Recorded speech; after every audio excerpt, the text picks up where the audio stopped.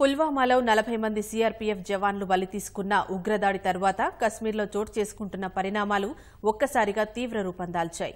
వేర్పాటువాదులపై కొరడా జల్పించిన పోలీసులు 150 జమాత్ ఏ ఇస్లామీ జేకేఎల్ఎఫ్ నేతలను అదుపులోకి తీసుకోగా వేర్పాటువాద సంఘాలు నేడు కశ్మీర్ బంద్కు పిలుపునిచ్చాయి.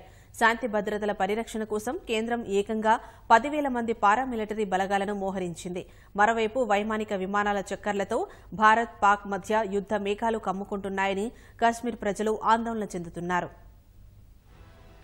జమ్మూ కశ్మీర్కు ప్రత్యేక హక్కులు, అధికారాలు కట్టబెడుతున్న ఆర్టికల్ 35A పై సోమవారం సుప్రీంకోర్టులో విచారణ జరగనుండడం పుల్వామా ఉగ్రదాడి నేపథ్యంలో కశ్మీర్లో వాతావరణం వేడెక్కింది.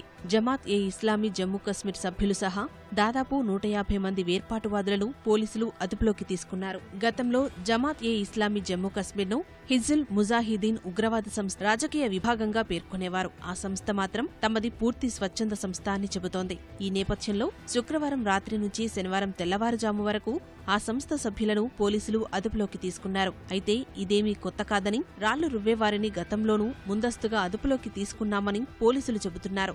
జమాత్ ఏ ఇస్లామీ మాత్రం ఆర్టికల్ 35A పై సుప్రీం విచారణ జరపనున్న వేళ ఈ చర్య వెనుక ఏదో మర్మం ఉందని ఆరోపించింది. జేకేఎల్ఎఫ్ నేత యాసిన్ మాలిక్ ను కూడా శుక్రవారం రాత్రి పోలీసులు అదుపులోకి తీసుకోగా నాయకుల నిర్బంధాన్ని ఖండిస్తూ వేర్పాటువాద సంస్థల కూటమి ఇవాళ కశ్మీర్లో బంద్కు పిలుపునిచ్చింది.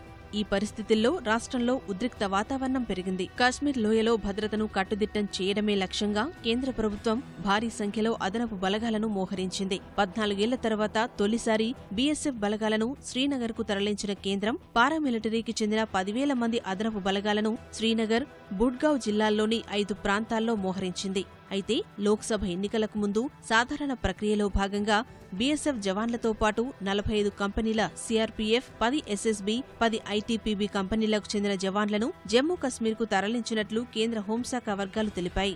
అయితే పలు ప్రభుత్వ సంస్థలు జారీ చేసిన ఆదేశాలు కూడా ప్రజల్లో ఆందోళన పెంచాయి. కశ్మీర్ ప్రభుత్వ వైద్యశాల తమ సిబ్బంది శీతాకాల సెలవులను రద్దు చేసింది. సోమవారానికల్లా విధుల్లో చేరాలని ఉత్తర్వులు జారీ చేసింది. పౌర సరఫరాల శాఖ కూడా సరుకుల విక్రయాన్ని సోమవారానికల్లా పూర్తి చేయాలని స్పష్టం చేసింది. పుల్వామా ఉగ్రదాడి తర్వాత యుద్ధం తప్పదనే వదంతులు కశ్మీర్ లోయలో ప్రజలకు కంటి మీద కునుకు లేకుండా చేస్తున్నాయి. పెద్ద ఎత్తున నిత్యావసరాలు, ఔషధాలు కొనుగోలు చేస్తున్న ప్రజలు పెట్రోల్, డీజిల్ కోసం బంకుల వద్ద బారులు తీరారు.